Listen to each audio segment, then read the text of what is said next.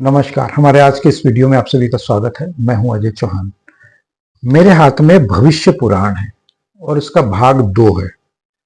दूसरा भाग है भविष्य पुराण का और इसमें जो यानी कि मध्य पर्व है यानी कि ये मध्य पर्व कहा जाता है। तो इसमें जो लिखा हुआ है कि जो लोग नर्क में नहीं जाना चाहते और नर्क को नहीं भुगतना चाहते, यानी कि नर्क अगर आप नहीं भुगतना चाहते हो तो आपको ऐसा क्या करना है कि आपको नर्क में न जाना पड़े, नर्क में न धकेले जाए आप।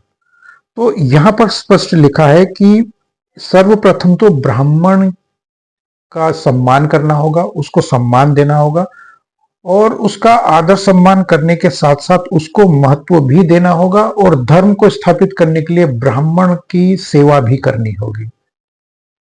ये लिखा हुआ है इसमें स्पष्ट रूप से, यानी कि ब्राह्मण को देखकर तत्काल प्रणाम करना होगा। जब वे दीर्घायु का आशीर्वाद देते हैं तब मनुष्य चिरजीवी भी हो जाता है। अब इसको कोई दकियानुसी माने या वास्तविक माने, लेकिन ये एक तरह से मैं ये कहूंगा कि ये बिल्कुल सत्य है। और जितना मैंने अभी तक पढ़ा है, स्कंद पुराण मेरे सामने रखा हुआ है, मैंने विष्णु पुराण भी पढ़ रहा हूं और इन सब चीजों को जब मैं पढ़ रहा हूं तो मुझे ये स्पष्ट रूप से मिलता है और हर जगह ब्राह्मण का महत्व समझाया गया है। बेशक लोग ये कहे कि ब्राह्मण के विषय में जबरदस्ती थोपा जा रहा है, लेकिन ये ऐसा नहीं है, क्योंकि ब्राह्मण ही इस पृथ्वी पर चलता फिरता ईश्वर है हमारे लिए, साक्षात जो हमें प्रकट दिखता है सामने। जिस प्रकार से सूर्य हमें दिखता है, सूर्य को हम देख सकते हैं, स्पष्ट रूप से सामने महसूस कर सकते हैं और हर दिन उसके दर्शन करते हैं, क्योंकि सूर्य एक देवता है। उसी प्रकार से ब्राह्मण भी एक पृथ्वी पर ऐसा देवता है जो हमें ये बताता है कि मैं स्वयं ईश्वर नहीं हूं, लेकिन मैं ईश्वर का प्रतिनिधि हूं, क्योंकि ईश्वर ने उन्हें प्रतिनिधि के तौर पर भेजा है। और ये आज के लिए नहीं है कि वो कलयुग के लिए हो, ये कलयुग के लिए नहीं है, ये हर एक युग में है ये चीज। इसलिए क्योंकि हमने पुराणों को पढ़ना छोड़ दिया है, इसलिए हमें इन सब चीजों का ज्ञान नहीं होता है। तो यहां पर स्पष्ट रूप से लिखा है, और अगर नर्क में जाने से बचना है तो सर्वप्रथम ब्राह्मण का सम्मान करना होगा, उसके बाद अन्य जो चीजें हैं वो भी पालन करनी होगी। और क्या क्या है वो मैं आपको बताता हूं। तो जरा जो नरक नहीं जाना चाहते, नरक से डरते हैं, ऐसे व्यक्ति को 26 तरह के दोषों से रहित होना चाहिए।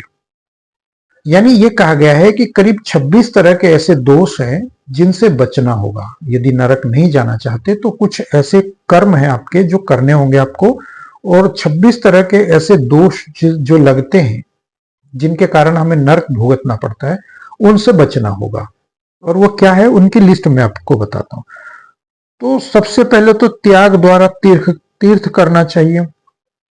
उसके बाद ग्राम, छोटे ग्राम अथवा वनवासी व्यक्ति ही पितृलोक एवं ब्रह्मलोक गमन करता है।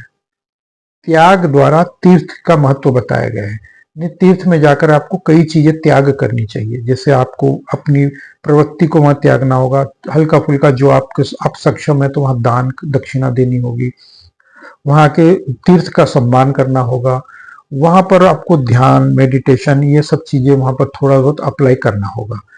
और इसके अलावा अगर हम कहें तो ग्राम यानी कि गांव में बसना होगा आपको, या ग्रामीण जीवन शैली को अपनाना होगा, सात्विक जीवन जीना होगा।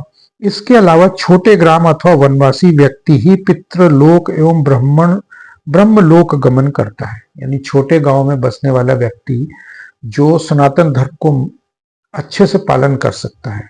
अब तो ये संभव नहीं है कि हर एक व्यक्ति जाकर के गांव में बस जाए, लेकिन फिर भी संभव है कि व्यक्ति, कई लोगों को मैंने अपने परिचित लोगों को देखा है कि वो वापस गांव में लौट गए। शहर की आपाधापी उनको पसंद नहीं आई, जो गांव में पैदा हुए थे वो वापस चले गए गांव। मैंने कई लोगों का उदाहरण है, मैं दे सकता हूँ, और वो अब ज्यादा अच्छे से रह रहे हैं वहां पर, और लाइफ उनकी दिनचर्या जो है बिल्कुल साधारण सिंपल हो गई है। तो हम ये कह सकते हैं कि उन्होंने फिर से धर्म को अपना लिया है। इसी प्रकार से कहीं भी ऐसी जगह बसना उचित नहीं है, कहीं भी किसी भी जगह पर जाकर के बस जाएं ये भी उचित नहीं है, क्योंकि आजकल तो ज्यादातर लोग माइग्रेट हो रहे हैं, तो देश छोड़ के विदेश जा रहे हैं या अपना गांव छोड़ के शहरों में आ रहे हैं, फिर मोहल्ला बदल लिया। तो वो आपका एक जो ओरा होता है, पुश्तैनी ओरा, या उस स्थान का जो ओरा कम ज्यादा होता है, वो आपको कहीं ना कहीं इफेक्टेड करता है। यानी कि अगर मैं कहूं कि आज मैं गाजियाबाद में रह रहा हूं, तो यहाँ का ओरा इतना अच्छा नहीं है जितना मुझे जरूरत है।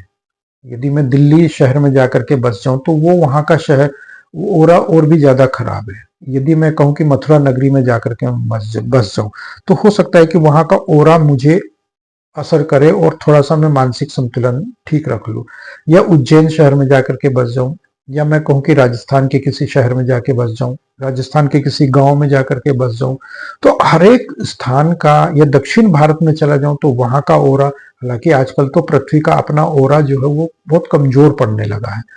तो चारों तरफ हाहाकार मच रहा है और गाय का अपमान, गाय की हत्या हर जगह हो रही है। तो वो जैसे हमारे पुराणों में लिखा है कि जो काला हिरण होता है, जिस स्थान पर काले हिरण का सम्मान होता है, उसको प्यार दुलार दिया जाता है। जिस भूमि पर काला हिरण दौड़ता है, दौड़ लगाता है, वहां पर पेड़ पौधे पत्ती वगैरह खाता है और आराम से रहता है, वही क्षेत्र ऐसा होता है जहां पर ऋषि मुनियों को तपस्या करनी चाहिए। और उस क्षेत्र का ओरा बहुत महत्वपूर्ण होता है, बहुत सात्विक होता है, बहुत बहुत मतलब उसका देवी क्षेत्र कहा जाता है उस स्थान को। तो आजकल तो वो रहा नहीं कहीं भी। अगर कैद करके कहीं भी उसको रख लिया जाए तो वो ओरा नहीं कहलाता। जंगल में स्वयं विचरण करता हुआ काला हिरण है।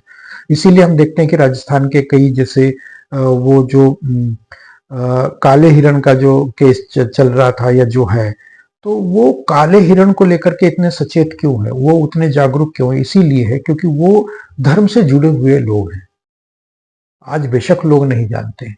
तो इसको हम ये कह सकते हैं कि काले हिरण का महत्व क्या है। तो कहीं भी ऐसी जगह पर जाकर बसना उचित नहीं है जिसका ओरा हमें नहीं जानकारी हमें नहीं है उसकी। जिसने स्तेई का पालन हो, जिस जो मतलब अपने धर्म का पालन करता हो, अधम और विषम, पशु, चुगली, पाप कर्म, नष्ट, कष्ट तथा रुष्ट, दुष्ट, पालन, पुष्ट, हस्त, कुष्टि, अंधा, काना, चंड से, इन सब से बचना चाहिए। ये इस प्रकार की गतिविधियों से दूर रहना चाहिए, क्योंकि ऐसी गतिविधियां हमें कहीं ना कहीं अपने ओरा को कमजोर करने पे मजबूर करती है, या फिर उनका जो तामसिक या जिस प्रकार की उनकी जो प्रवृत्ति होती है, उसमें हम वो कहीं ना कहीं घुस जाते हैं। और हम अपनी जो एनर्जी को है वो, अगर हमारी सात्विक या हमारा अच्छी एनर्जी है, तो वो कहीं ना कहीं उस वो ले लेते हैं और हमें वो दे देते हैं, अपनी बेड एनर्जी वो दे देते हैं। तो ये दुष्प्रभाव हमें पड़ते हैं उनसे। और इसी प्रकार से इन दोषों से तथा इन दोष वालों से बचना हमें जरूर चाहिए। और इनके भी अलग अलग भेद है और किस प्रकार से भेद है वो भी हमें, अगर हम विस्तार से पढ़ते हैं तो ये समझाया गया है। तो ये थी मेरी आज की जानकारी और मेरे विचार। यदि आप लोगों को मेरी जानकारी और विचार अच्छे लगते हो तो कृपया कमेंट बॉक्स में जरूर बताएं। तो मिलते हैं अगले वीडियो में, तब तक के लिए जय श्री राम।